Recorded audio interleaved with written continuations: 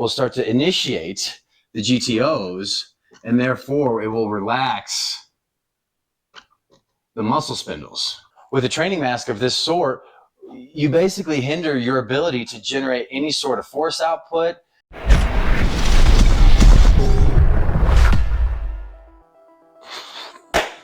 What's going on, everybody? Hey, it's Hopper. We got Brutus. We're coming back at you with another video. This video today is titled Training Myths and Misconceptions.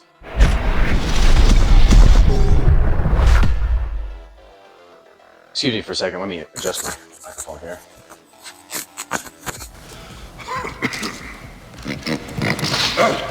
Thank you, Your Honor. And number 3, don't stretch before a workout. This particular one has some validity to it, but the validity is not as substantial as it seems to be.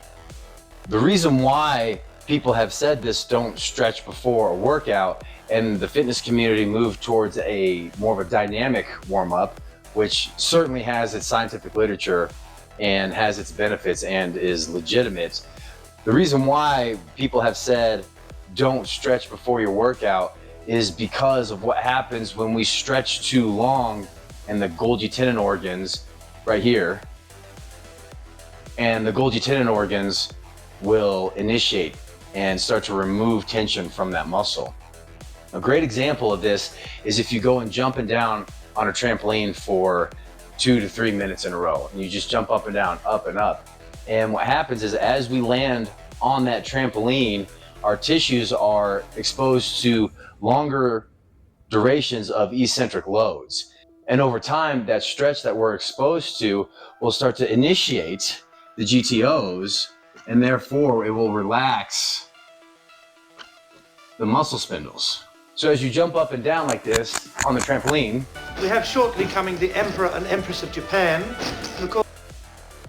And you get off and you're all wobbly. Wobble, baby, wobble, baby, wobble, baby, wobble. That's exactly what has happened, is the Golgi Tendon Organs have activated. A similar activity is if we're doing a pull-up and we can't pull up anymore, and then all of a sudden your tissues just give. Pull! I guess the car don't get theirs. Get up there, pile! Your Golgi Tendon Organs have taken over and released that tension on the tissue to keep it from tearing itself. However, this experience right here that we're all wobbly after we come off a trampoline is very short-lived. Give yourself a couple seconds, walk around for a minute or two, you shake it out, and the maximum force production of that tissue will basically, it'll still be there. So you can definitely stretch before a workout, and you're really not going to feel the effects, because by the time you do an actual static stretch, if you were to hold it for 90 seconds or so, and you actually finally get to the point where you're at your work sets, if you were to do a deadlift or a squat, that'll take another 15 to 20 minutes. So with this idea of stretching before a workout, if you were to stretch for 90 seconds, say the hamstrings, and then you go into your deadlifting exercises, by the time you warm up the deadlift and you eventually get through your warm-up sets to your work sets, the GTOs will cease their function and you'll be back to your normal force outputs. So you can certainly stretch before an activity or an exercise, provided you give yourself enough time for those tissues to regain their tension, walk it out, do a fair amount of warm-up sets again.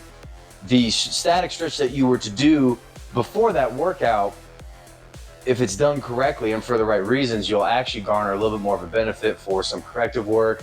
Or let's say if you want to do a couple stretches with the quad around the knee area to ensure that we get better knee flexion. If you were to spend a few minutes on some actual static stretches, or maybe some foam rolling or some hypervolting with a massage gun, and then you take another 10 to 12 minutes and warm up correctly with your warm-up sets for the deadlift or your squat, by the time you get to your work sets, your tissues will be back to your normal force output. So again, the fact that no one ever really defines this term before is what's wrong with this statement. Don't stretch before your workout. And to review the dynamic stretches that we can do and that's been suggested and that we often see on other workout videos, those do certainly have their place and they're beneficial. But this idea of don't stretch before the workout, well, define before. That's where the big problem comes into play. And the last one for this video, but certainly not least, training masks. Yes, these things are garbage.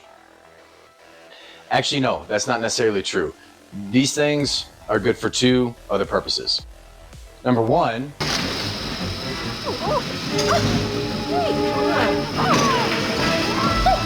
yeah, in case something like that ever happens. And number two, I'll discuss here in a second.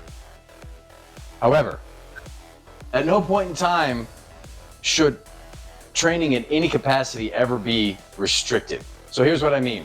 First off, we need to discuss the SAID principle. Okay, here it is. SAID principle, specific adaptations to impose demands. Okay, so keep that in the back of your brain housing group here. So with respect to this principle, your body will adapt to whatever stimulus that you place onto it, or a cell or an organism. So if we have another graph here, if we have the overload principle here, and then if we're gonna do time, it's really simple. If this is someone's fitness level right here, the overload will be in red, should be here, okay? And then as they progress, now here's another fitness level. Let's say this is 20 days later. Now we need to give them the overload. And it just continues on. There's their fitness level, there's the overload. So not only should a workout always have some sort of struggle to it, but we always need to increase that overload. And then eventually we can look at it and it becomes a sigmoidal curve, and then the rate of change will actually start to slow down because the individual is already at a certain level of fitness, but this is a topic for another video. So recall this overload principle right here. If we look at another graph here, and if we have our fitness level, this is our time, this is our overload. If we were to do 30 minutes of exercise with some sort of restriction, let's say if we restricted our sleep, or we restricted our hydration, or we restricted your nutrition, and I gave an individual less food to eat.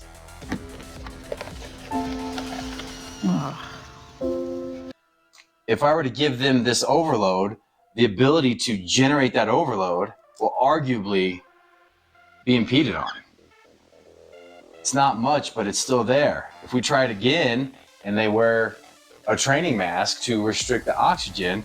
He uses a mask that simulates tougher conditions at high altitude.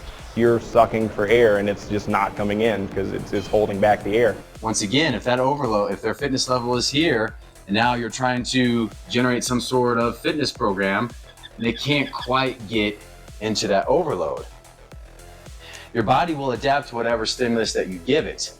However, if you didn't have a restriction, and this is a person's fitness level, and now we use the blue to demonstrate an overload without the training mask, we can operate at higher capacities, and let's use watts, power.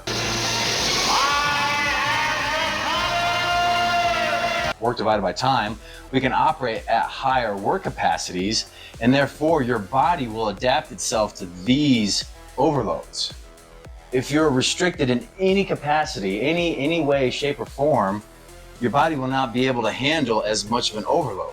And if you're not giving it as much of an overload, if you're not giving your cell that much of an overload, it won't increase the mitochondrial density, the mitochondrial sizes, or the number. If we look at the cardiovascular system, the ability to increase the stroke volume will be hindered. With a training mask of this sort, you basically hinder your ability to generate any sort of force output, to do any sort of plyometric drill at 100% of your capacity. And it doesn't, for lack of a better phrase, it doesn't work the way it's intended to. If I were to do 30 minutes of cardiovascular exercise, but I'm restricted, my tissues can't generate the same amount of force that they normally would, and that's the demand that I will adapt to. Versus if I didn't have a training mask on, and I could generate 80, 90%, especially towards the end of the workout, more of my force production, that's the demand that my body will adapt to. Now, here's where you can actually wear a training mask, is when you're not exercising. Wearing a training mask, say at home for an hour a day, that will simulate one of the training tents that we see. The idea of living high and training low. If someone lives at higher altitude and does their day-to-day activities where there are less partial pressures of oxygen, because our lungs work through a pressure gradient, you're, in a sense, you're slightly struggling when you're at rest.